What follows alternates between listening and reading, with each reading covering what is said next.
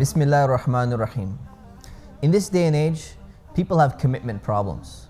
They have difficulty making commitments and they have difficulty following through on their commitments.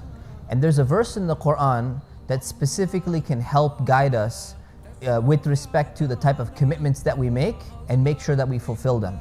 Allah subhanahu wa ta'ala says in the first verse of Surah Al-Ma'idah, He says, Ya ayyuhalladhina amanu awfu bil uqud. He says, O you who believe, fulfill your covenants. Another way we could translate that is fulfill your commitments.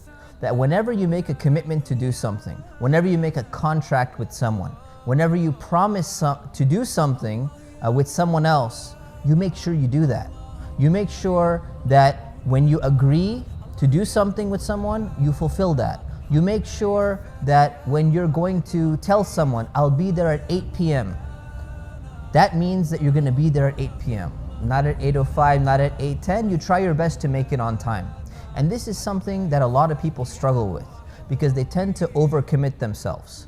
And when they find themselves overcommitted, they realize that it's very difficult for them to follow through on the things that they want to do sometimes, but they struggle. They have difficulty doing those things. So what I recommend to fulfill this verse in the Quran is to, one, make sure you're a very honest person with yourself.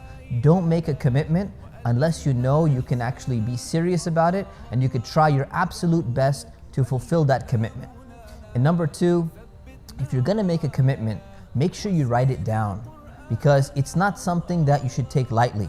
You should be one of those people where when you talk to someone, when you tell someone something, they know, they can trust you, that your word is your bond and you're going to fulfill what you do.